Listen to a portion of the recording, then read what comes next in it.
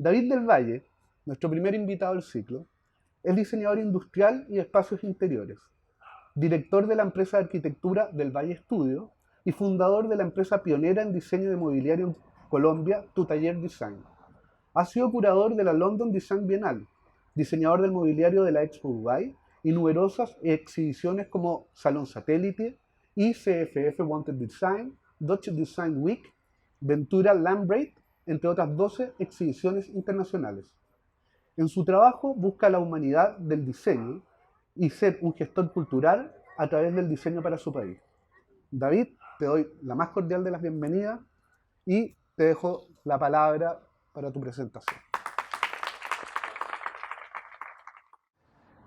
Pues me llena de alegría estar acá. Tuve la oportunidad de venir para un evento con Fabi local hace 2017 fue, creo. Y fue una experiencia genial. Tengo grandes amigos del diseño acá en Chile, entonces volverme a encontrar con ellos es un placer.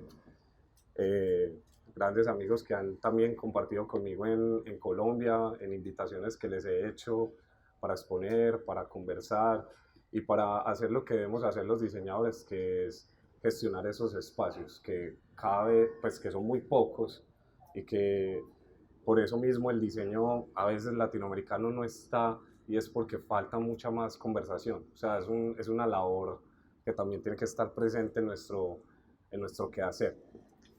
Esto es parte de mi equipo, ya somos en total 20 personas. Fundé la empresa en el 2012 cuando el mundo se iba a acabar y no pasó, entonces seguimos. Y es una empresa que nace a raíz de un no diseño, como digo yo, en la ciudad. Yo en esa época, cuando salgo de la universidad, no veía estudios de diseño donde me quería presentar. El único estudio de diseño que postulé es GT2P, que por ahí está el SEBA, y me dijo que sí, pero como no pagan la práctica no fui. Entonces, por esa razón, no me inscribí y hoy somos muy grandes amigos. Pero me parecía el único estudio serio en su momento que estaba haciendo diseño como lo que yo estaba percibiendo hacia dónde iba el diseño. En ese momento era la fabricación digital y yo también estaba investigando sobre ese tema. Eh, entonces, en Medellín empezó, gracias ahora les doy un poco más de contexto, pero un interés de presentar ideas de negocio para empresas. Y para mí fue súper interesante presentar una idea de hacer muebles en fabricación digital. Eh, Éramos 675 propuestas y fue decantando hasta que llegamos 8 ganadores. Y yo estando haciendo la práctica me decidí salir pues de la empresa donde trabajé un tiempo para empezar este proyecto de Tu Taller Design, que inicialmente fue de mobiliario en fabricación digital y por eso la conexión inmediata pues como con Chile desde hace más de 10 años en reconocimiento de esta empresa que ya estaba haciendo eso. Entonces, hoy la empresa, como tiene que ser las empresas no son lo que uno quiere que sea, sino lo que el contexto defina que debe ser o el mercado.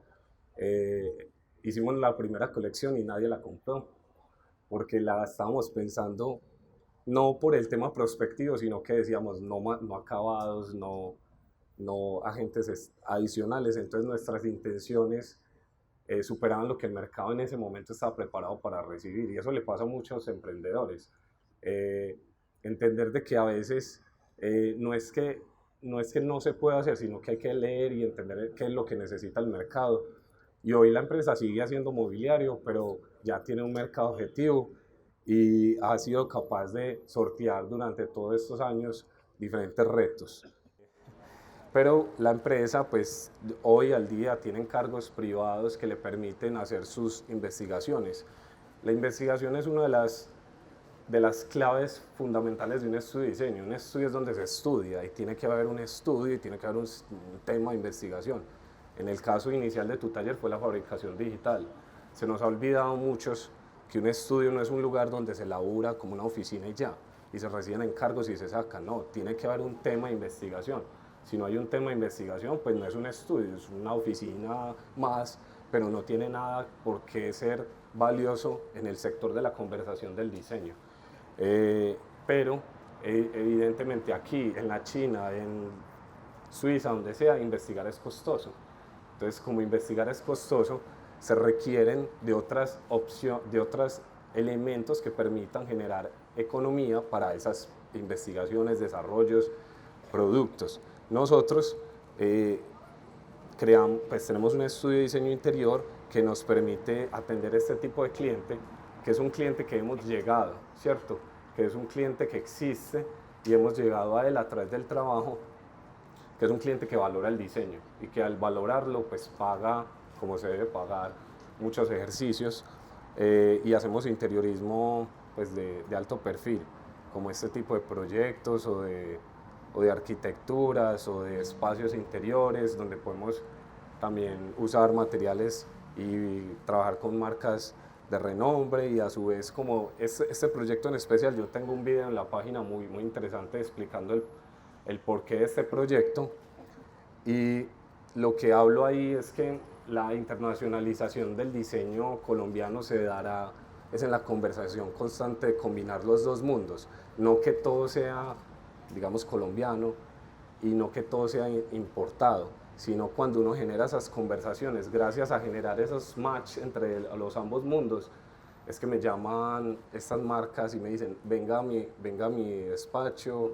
le pago todo, venga, conozca la planta, venga, porque me interesa conocer más su trabajo, no solo por el proceso de la venta, sino por el proceso de venga, yo tengo una relación con usted un poco más lineal, ¿cierto? Y esto ha sido muy interesante porque conocer estas marcas me permite hacer mi producto a la misma categoría, con los mismos procesos. Entonces yo siempre que viajo aprendo a hacer mi producto aún mejor. Eh, una de las cosas que me llamó la atención, bueno, David recibió a los estudiantes del último viaje de estudio en su oficina, ¿ya? Probablemente muchos están acá, ¿ya? De los que fueron. Pero cuando me tocó estar en tu oficina, me llamó la atención una coincidencia, y quisiera partir por ahí, que es que sobre tu escritorio estaba este libro de Alice Rawstorn, lo recomiendo mucho, el diseño con actitud, desde el año pasado, donde Alice hace un crudo diagnóstico sobre en qué está el diseño hoy en día y cuáles son, sobre todo, las vertientes y las nuevas prácticas, ¿cierto? Situadas en tendencias de gente muy joven, además. Parte de estos cubos, o sea, no, estos cubos tienen preguntas que lanza Alice dentro de su texto. Y ahí noté cierta sintonía, obviamente, y a partir de eso tengo una primera pregunta que me surgió, que cuando estábamos conversando tú me definiste que el proceso de trabajo en la tienda Spotify, yo vi una maqueta hecha en, qué sé yo, hecha en cartón, ¿cierto? Una serie de papeles arriba de la maqueta, ¿cierto? Rayados a mano. Eh, Tú me decías que para ti el profesional era básicamente un tomador de decisiones. Y eso a mí me pareció muy potente, ¿no? Formativamente hablando, de que lo que te diferencia dentro de un profesional del que lo que no es hacerte responsable de las decisiones que tú tomas en tu diseño. Y dentro de eso tú le das una importancia muy grande a la diferencia que hay entre el proceso versus el método. Entendiendo que el método en el diseño, que es muy importante, ¿cierto? Hay muchas maneras de diseñar y hay maneras de aprender a diseñar a través de métodos. Los procesos para ti tenían una relevancia mayor aún, ¿cierto? Habían valores. Entonces, la primera pregunta tiene que ver con eso, es una explicación a través de este proceso de Spotify, del diseño de Spotify. ¿Qué pesa para ti más entre la diferencia entre un proceso y un método de diseño? Súper. Pues frente a qué pesa más, digamos que cada estudio podrá, por su experiencia, responder eso. En el mío, cuando me preguntabas que, pues el método, para mí el método de todos los diseñadores o de las oficinas es casi el mismo. Entonces, generar una diferencia o una diferenciación es muy difícil porque, digamos, mi método es concepto, idea básica, anteproyecto, proyecto, especificaciones. y realmente la metodología, que habrán otras francesas, demás, tienden a hacer lo mismo, los mismos pasos. Pero las oficinas, cuando ya llevas muchos años de fallar también, porque fallamos haciendo, mejor dicho, no lo hablaría si no lo hubiera fallado, eh, evidenciamos que la única forma de que esa metodología funcionara era trabajar fuertemente en cuáles eran los procesos que estaban dentro de esos momentos del método. Y los procesos es lo único que a veces no somos capaces los creativos de responsabilizarnos. Yo, pues como formación profesional, soy diseñador industrial. En el diseño industrial, a diferencia de la arquitectura, que hoy dirijo una oficina de arquitectura, muchas veces, no quiere decir todos los estudios piensen así, pero muchas veces es muy proyectual hacia la idea. Y está bien, es fundamental, pero en el diseño industrial los procesos metodológicos de salida de un producto son muy estandarizados, son muy industrializados, muy ingenieriles. Entonces no es tan artístico, tiene un proceso muy uno para poder pasar al otro, para el otro, para el otro, muy como una pequeña industria. Quise adaptar ese mismo, pues, o parte de ese pensamiento a la forma como veo la oficina, y en los procesos identifiqué muchos errores de la empresa. Uno, se los digo con mucho cariño, es los planes de diseño de la oficina, o los planes ya están mandados a recoger, los planes ya no existen. Planificar, o la planificación es decir muchas veces qué podría pasar y hacer muchos ejercicios, y pasa mucho en los estudios que tienen planes de crecimiento, y esos planes son inmensos, impresionantes, larguísimos, y como que nunca se ejecutan porque son muchos planes. Entonces llegan estrategias como caer de Google, que yo no sé qué, y no somos Google, y somos otro contexto, otra realidad, otras necesidades, otros ritmos, y se dilatan mucho los procesos pues, de la empresa en buscar muchos planes. Entonces determinamos que lo único que había que hacer era una estrategia y trabajar en estrategias. Nosotros definimos 5 estrategias como compañía y no tenemos más planes de negocio. O sea, no tenemos más planes de negocio en función del proceso. No tenemos más planes, definimos, vamos a hacer 5 estrategias y vamos a trabajar todos los días en esto. Y vamos a medir nuestro trabajo en función de eso, y vamos a poner unos líderes para definir esas estrategias. Lo digo porque muchas empresas se dedican a hacer planificación, y pues me imagino que eso puede pasar en otros entornos. Es ahí donde encontré la respuesta para dirigir 20 personas, para tener más de 30 proyectos, para estar haciendo otras cosas cuando puedo medir este tema. En el caso de Spotify y lo que cuentas de la maqueta, es que uno de los retos que tenemos cualquier creativo, hace poquito en México que lanzamos un libro con otros colegas, con Arquine, tuvimos esta conversación, y es que siempre decimos, no, es que el presupuesto era muy limitado, y va a ser limitado acá y en Suiza. Así el de Suiza sean 30 millones de dólares y te diga, no, es que el presupuesto era súper limitado. Siempre va a ser limitado, obviamente en nuestros contextos aún más. Entonces nos requiere de estrategias y de procesos muy claros para actuar y ejecutar el pedido o el proyecto que hay que hacer. Spotify es una compañía sueca que nos contacta y nos dice, vea, no estoy feriando, pues no estoy buscando más estudios de diseño, nos gusta el de ustedes y quiero que hagan un proyecto. Ellos tenían que ejecutar el proyecto, nos dieron 1 mes y medio, y tenían que cerrar, ahorita se acabó la semana pasada el proyecto, duró 1 mes. Y es que Spotify como empresa nunca en su vida había tenido una experiencia física como marca. Todos lo conocemos por la aplicación, y tomó la decisión de escoger a Medellín porque pues, no es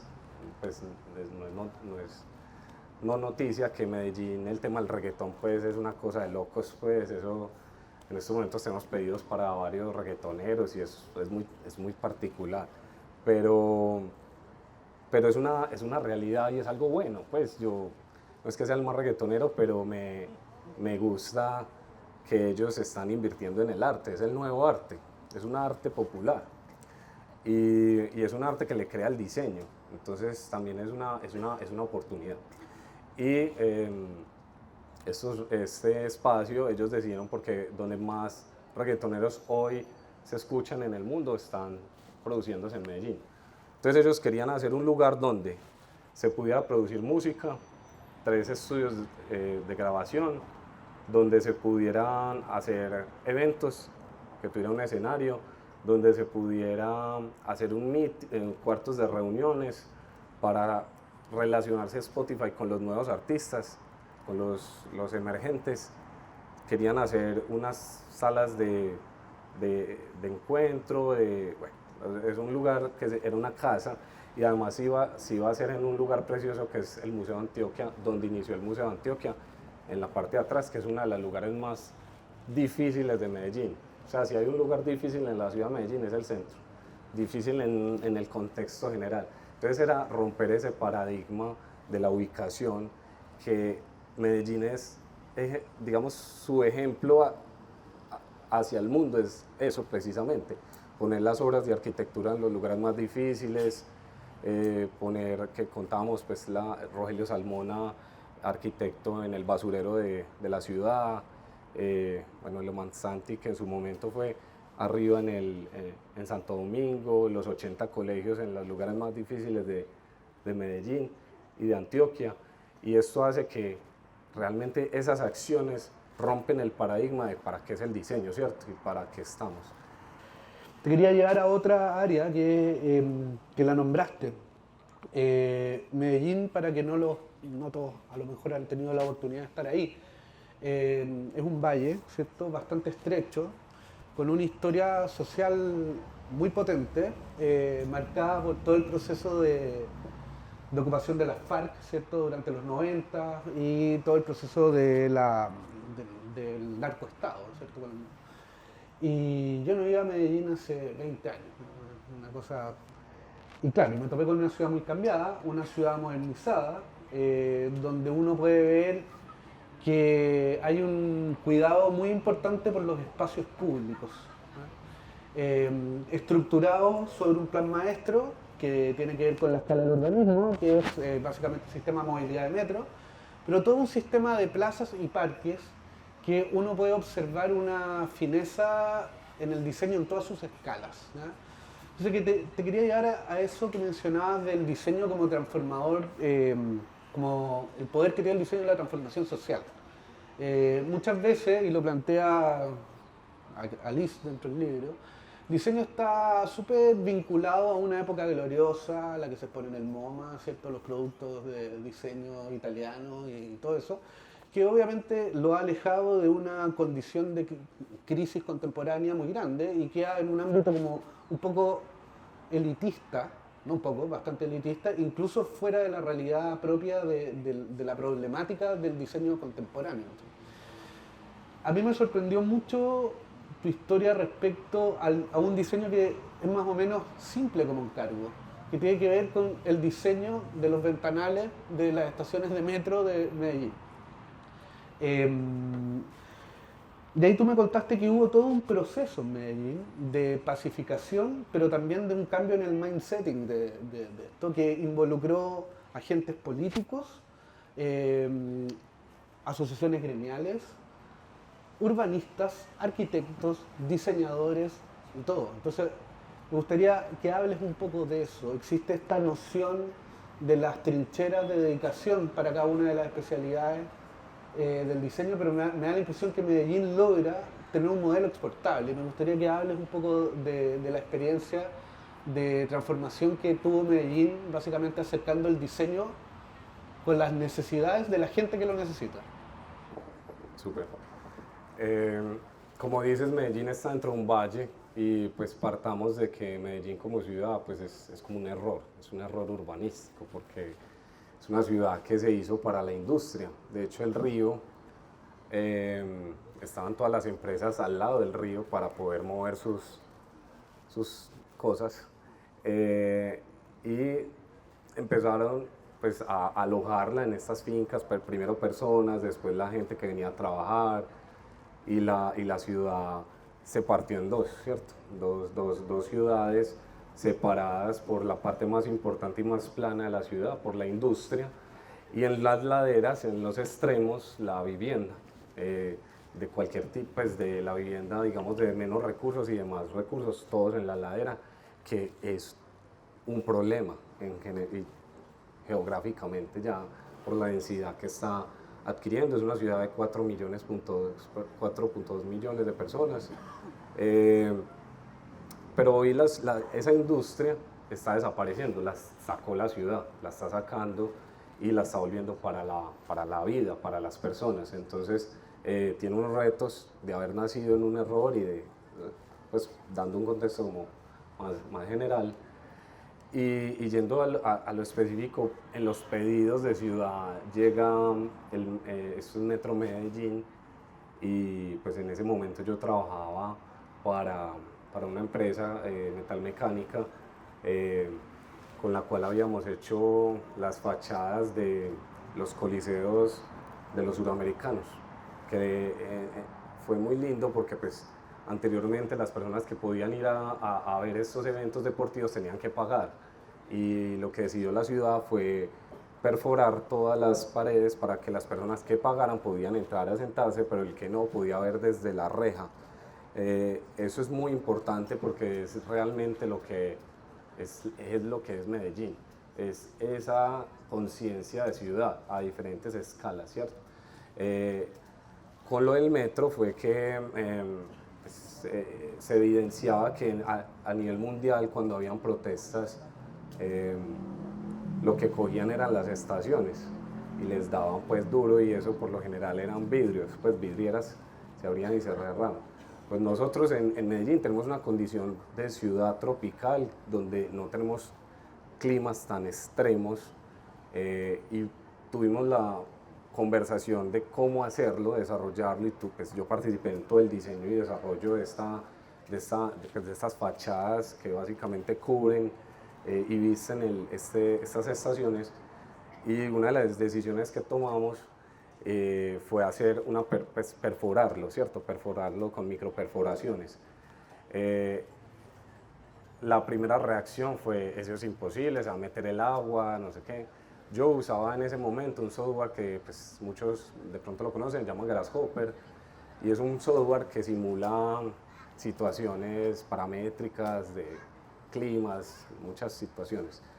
Y yo les demostraba en el software que el agua, en la forma de que yo iba a perforar las láminas, no iba a entrar, no, porque digamos que la gota tiene una forma, una gota tiene una forma física, y si yo perforaba donde entraba la gota en su punto más rápido, menor al diámetro de la gota, pues ella no iba a entrar, iba a correr y se iba a ir al sistema de drenaje.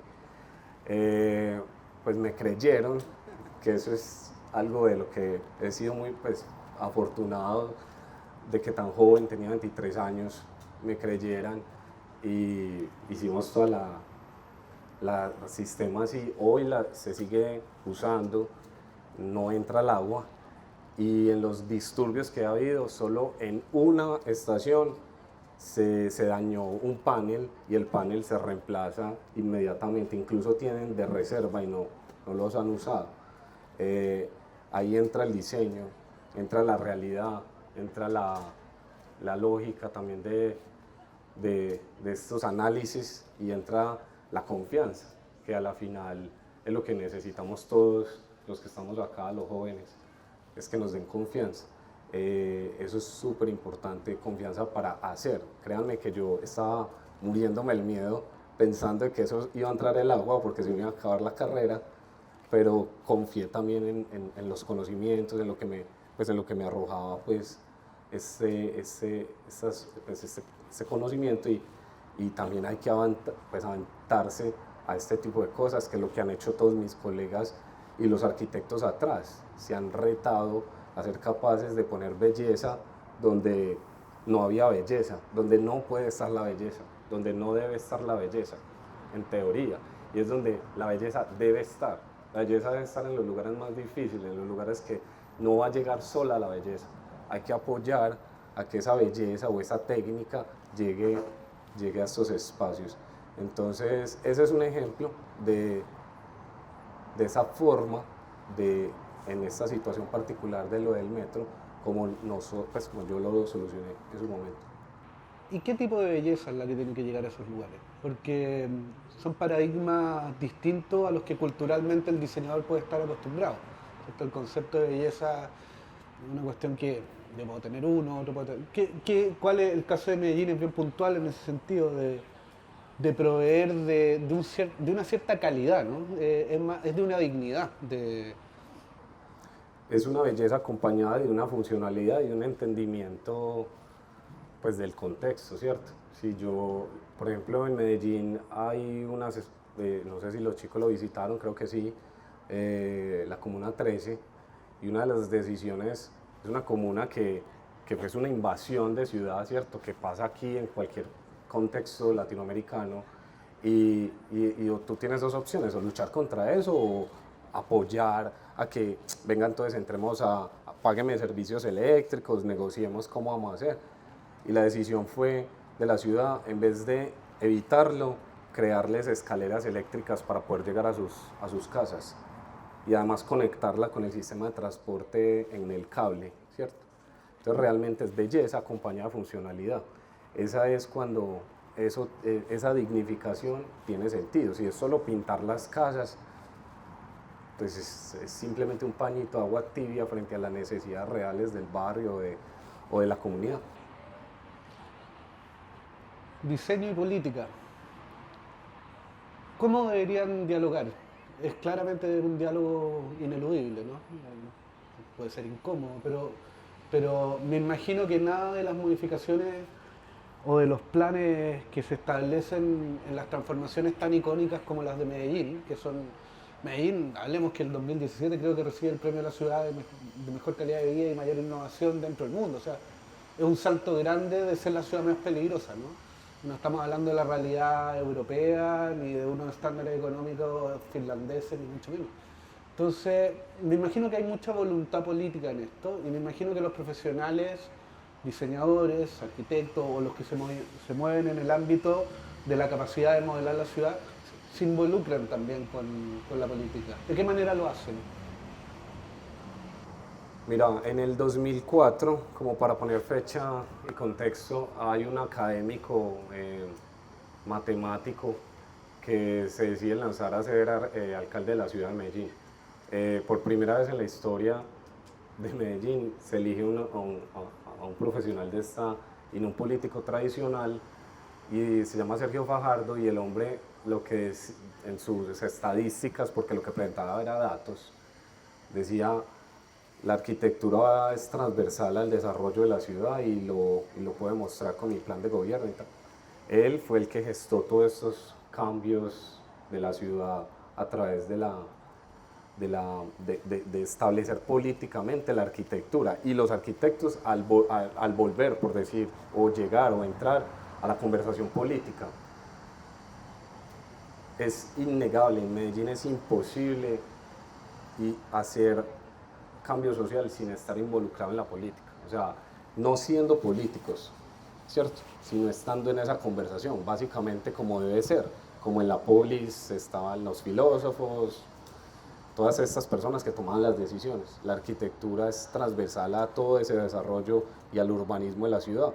Entonces no es político, pero ya hay un departamento arquitectónico dentro de la ciudad donde se crean grupos de personas expertas que lo han demostrado en los últimos 20 años en toma de decisiones correctas para la ciudad. Entonces, él no nos gusta, muchas veces decimos política, no, yo no me meto en política, qué pereza la política, pero la política es realmente la que toma las decisiones de la ciudad. O sea, si hay un político, ese es el que necesitamos para conversar con él, porque a él no le van a llegar las ideas solo.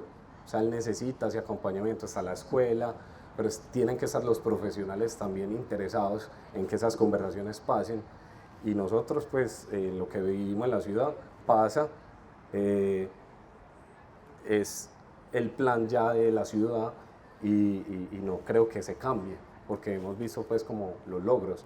Entonces, en ese orden de ideas creo que el diseño, la arquitectura, el urbanismo es fundamental en esa conversación política, sin entrar a la politiquería, pues que es otro tema. Mi nombre es Agustina, yo soy estudiante de diseño, ya estoy de cuarto, a punto de salir. Y tal vez la pregunta es media cliché, pero de estudiante a estudiante, ¿qué consejo no te dieron cuando saliste y qué consejo tenés para un estudiante de 2022? Muchos. Pero creo que uno de los más que me marcó es que cuando estaba en la escuela, antes de salir, en el último mes, hice un análisis de lo que mi familia le hubiera costado y lo que le costó es mi estudio y cuánto tiempo me iba a demorar para devolvérselos. Me tiró 5 años.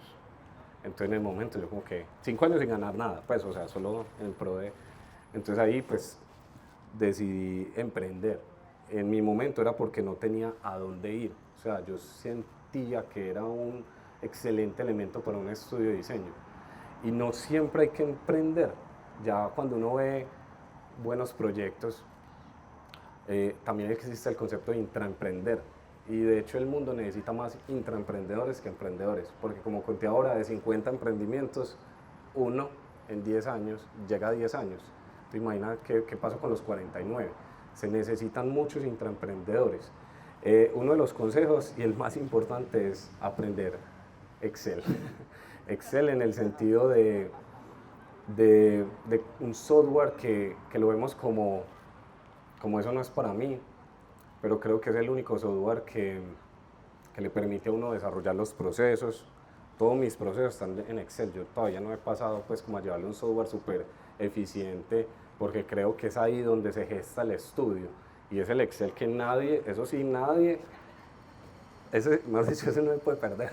Ese es el documento o el archivo, el diseño más importante de la oficina, porque hemos trabajado 10 años en eso, y estoy seguro que vamos a llegar a un punto donde ya lo pasemos a un sistema de esos, Asana o el que sea, pero es porque lo entendimos.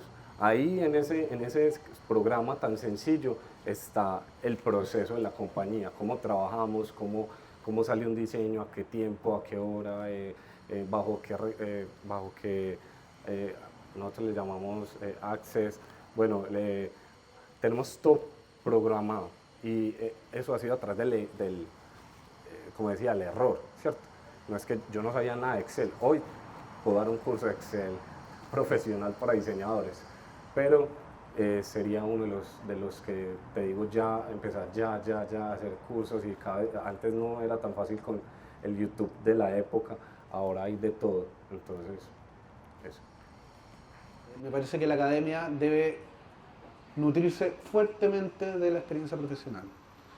Hay tendencias en la academia hoy que se solazan sobre sí mismas, digamos. Eso está bien, pero disciplinas como el diseño requieren un contacto directo con el producir y el hacer. Entonces me parece que es una instancia muy provechosa para la escuela el poder contar contigo, el que nos muestres tus trabajos y el que también te abras a responder preguntas que son bastante más amplias que el propio hacer de producir distintos objetos o cosas. Así que muchísimas gracias por tu presencia. Gracias.